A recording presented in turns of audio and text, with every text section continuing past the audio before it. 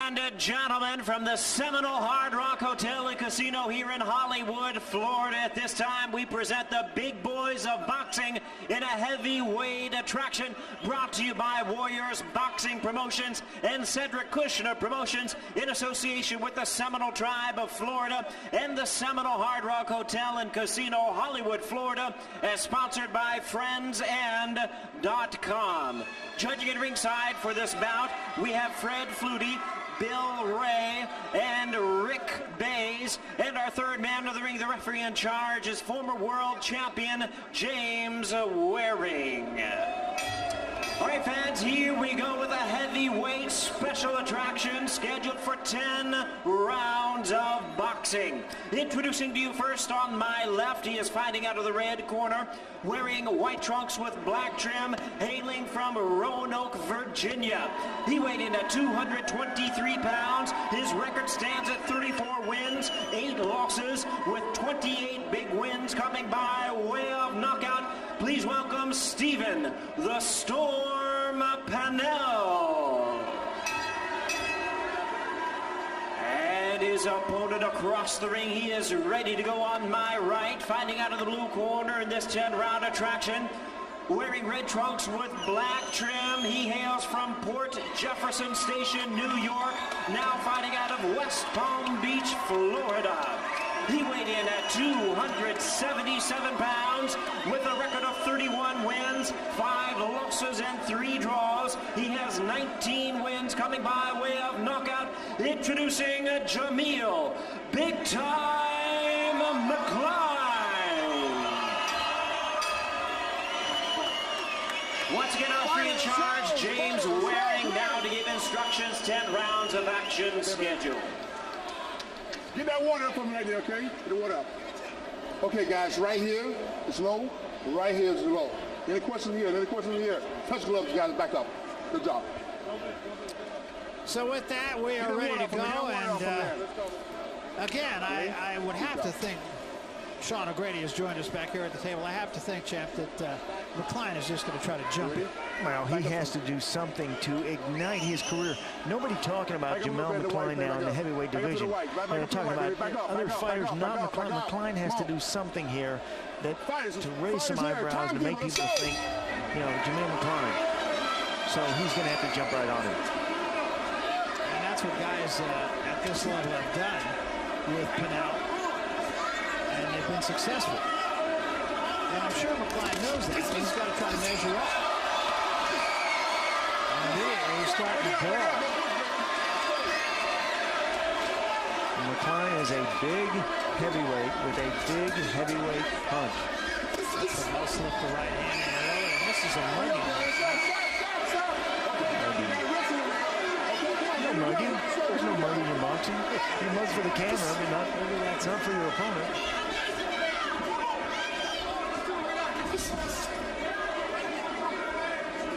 Now coming off of his best victory, has some confidence. Good jab from McCLINE. He has. I think PANELL felt that too. Yeah, I know. JAMEEL has an outstanding jab, 82-inch reach. Reach halfway across the ring. Good stiff jab from JAMEEL.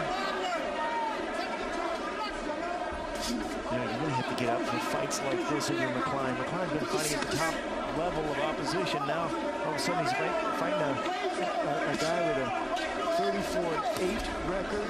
He really has to concentrate. Really has to focus, get a little bit scared in there. Well, and people are going to look at the fact that PANELL lost the Rainbow, lost the Francois Berto, lost the Edmund Mahone, lost the Fitchko, lost the Hasim Rockman, and lost all of them in 3 rounds or less. Breaking, guys. Step back, let's go. But all of them really good fighters. Oh, yes. But I'm sure McCLINE. And McCLINE wants to draw a comparison. He says, look, if I can get somebody like a PANELL out of there sooner than those guys, I should have a easier time or fight with those guys. Precisely. That's exactly my point. So if he does wind up going 5, 6, 7, or even to a decision, all of a sudden, in the eyes of the boxing public, maybe he's not quite as impressive as he would have liked to be.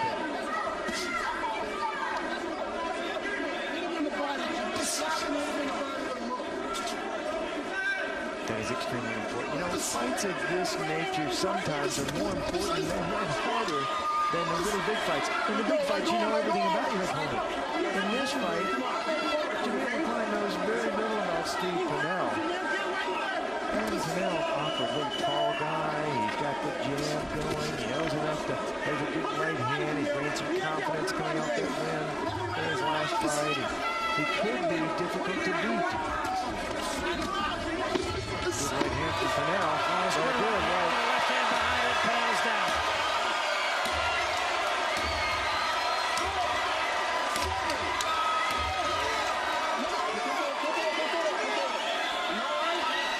Well, he got up, shaking his head, yes. Or was it just shaking his head? Maybe his head is shaking.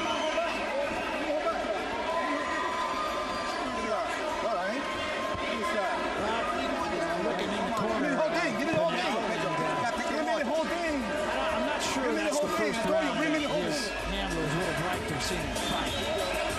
David Tua, what do you think? You knocked down the first round. JAMEEL on track? I believe so. Certainly, he's establishing a lot of body punches, trying to close the distance with his jab. And I believe that's opening up, you know, these head shots. Well, you saw the big left hook as the punch that did the damage. Right, And he's kind of smothering him. Is that the right thing to be doing? well, for Panell, I mean, he's trying to spoil the party. I mean, he's doing the best he can right now to do that. Are you surprised that McCLINE started so late in the round? Exactly, yeah. I think he's going to bring it on a little bit quicker in the next round. But let me ask you, David, I mean, were you Panell, why would you want to brawl with the brawl? Well, exactly. I mean, if I was Panell, I'd probably just stick and move. Here's my jab, and he's trying to go in and use different angles, obviously. And he's still trying to fight with him. He's taking the fight to him, and he's in there with a bigger, stronger guy. Panell is. McCLINE can hit 277. Can you imagine 277 pounds on your chin? Oh, it's too much. It's big. So I would think that he'd slip around, he'd use the jab, he'd move his head, he'd zip and zag, and especially for a few rounds. Let JAMEEL get some of that 277-pound weight on his hips, on his feet for a few rounds. That's what David Tua and I were talking about when we were backstage. That's a lot of weight. Let him store for a few rounds. See what he's got after that. Stop.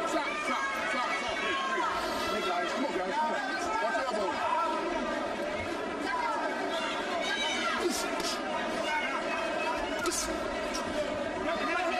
JAMEEL's a good pro, too. He starts off slowly at the first part of the round. Then he picks it up. He brings it in. He ends the round with a statement.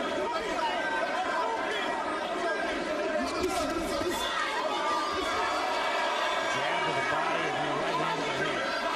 Panell says, no, that didn't hurt, which of course means it hurts. They all hurt.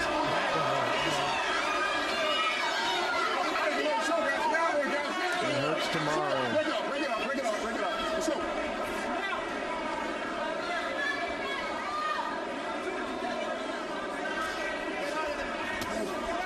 Let go, guys. Fight out here. Sneaky right hand from Panell.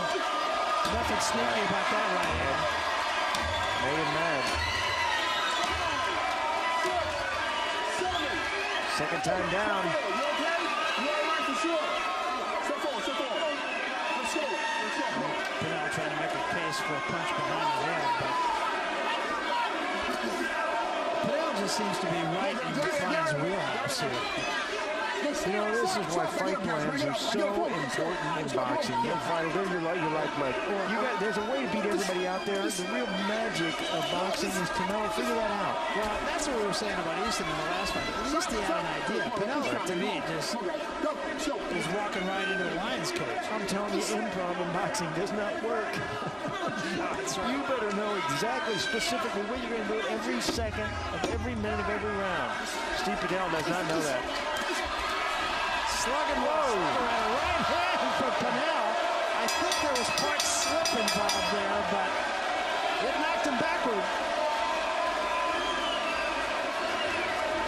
Maybe he's He's making a liar out of me, David. Slug with a slugger. Well, I tell you, that's, even if it's a slip or whatever, somehow that's probably giving Panel some type of encouragement to come back in the next round. A little bit of confidence. Especially when you get somebody coming in like McCLINE all over you. McCLINE just walking right through Panel. And here's a look, David. The big hooks are what's doing the damage. Yeah. And then a right to the top of the head. That was a nice chop right hand there. Chop, that was like a karate chop. Chopped him, the chopping right hand on the side of the head, and flaming, but it was hitting the back of the head. He was on his way down by that time.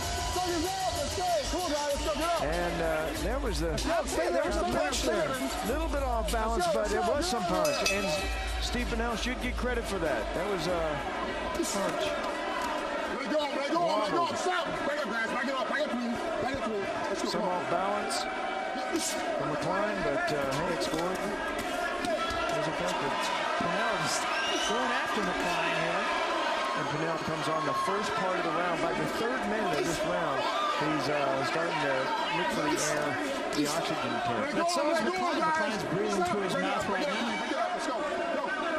But I mean, I would think the strategy would be, I'm not trying to second guess. Maybe I am trying to second guess. I don't know. Take him into deep water, you know, go 5-6 rounds, then try to stay close. You know, and that's what McCLINE has done in the past. And there's a huge right hand. Sure was. Panell fights back. You know, it's been the problem. It's been the knock on big-time McCLINE. Late in the rounds, he gets lethargic in the fights. You know, he's got great skills in the ring. He doesn't use them for the full 3 minutes. You know, I talked about Panell coming in with a fight plan. How about a fight plan for McCLINE? I mean, you know what you got in front of you. You better know. He knows you. Whoops. I don't know if that was a knockdown or a walkdown. I don't think I said it was a knockdown. But I do think Panell's a little gassed here. Panell's got some skills, too. It's a shame somebody can't work with him. He's got punches. He's trying in there. He's got heart. He's brave. Well, he beats all these guys until he gets to the David Tua level, or to the level he's at right now. That's where fight plan is. It's the heart blood of any big fighter. You gotta have a plan. You really see the fatigue manifest on the face of McCLINE. Look at that, his mouth open. He's pumping and pumping. Doesn't matter. Yeah, it doesn't matter. It doesn't matter in this fight. The overall picture, it does matter. That's it. That's all. It was only a question of time. Sure. JAMEEL McCLINE, I suppose you could say, did what he needed to do against an outclassed opponent. Well, David, what do you think? Do you think that McCLINE puts fear in any of the heavyweights for this, or what does he do in a fight like this? Well, if anything else, you know, he's establishing his career again, getting back into the swing of things in the heavyweight division.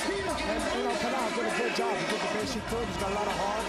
He went out and he tried, but, you know, it fell short. And what about for JAMEEL now? What is does he continue working to fight next month or 2 months from now, or what do you think his roadmap is to go back to the top of boxing? Well, personally, if I was JAMEEL, I would certainly be doing, you know, continuation after this, maybe a month time. But then again, you know, certainly JAMEEL has his own plan, so who knows? Yeah, what about the 277 pounds? Does that hurt him or help him? It seems like he seems to be guessing a little bit after the second round. Maybe that it has a lot to do with him having, you know, a lot of weight on. So, but he seems to be carrying it all right. 277. He has been that. I said it was the heaviest he ever was. He's been 277 in one other fight, and that was a third-round stoppage. Well, at 6'6", you can carry just about any weight. Pretty good. There is the final knockdown. Once again, here it is with McCLINE. You know, he's still got the power. He's got the size. He He's got, you know, he's got so many skills, and he's so good. Just a matter of putting it all together. Well, I suspect that this will fall into that category of tune-up for McCLINE, and we'll see him in there against, I would have to think, one of the upper echelon heavyweights, if not the guy on our right. You want any part of him? Who knows? Who knows? Boxing is an exciting game, and you just never know. All right, let's make it official. I think we're going to know about this fight. Here's Jimmy Lennon. Ladies and gentlemen, we have the time of 2 minutes, 36 seconds in round number 3. Our referee in charge, James Waring, reaches the count of 10. He is the winner by way of knockout, JAMEEL Big Time McCLINE. Well, JAMEEL McCLINE is a winner here, and again, I would have to put this fight in that category of tune-up fight. I don't think there's any question, David. He's not in the best shape he's ever been in, and use this just to get a little bit of work outside the gym. Well, if anything else, you know, it's work for him. You know, it's tough sparring, you know, so to speak, for him tonight, but he did what he had to do. Well, I think that's the bottom line, too. And PANELL, of course, really fought right into his hand. I mean, he came after him, and we were saying earlier, I mean, you don't slug with a slugger. At least not early in the fight. He had to go, but he, like I said, he fell short. He did give it his best. He tried to spoil him a little bit, but somehow JAMEEL was too strong, and he finished the job. You know, we were talking about, do you want any part of him? It's the old adage of styles make fights. I think your style against JAMEEL McCLINE, very successful style.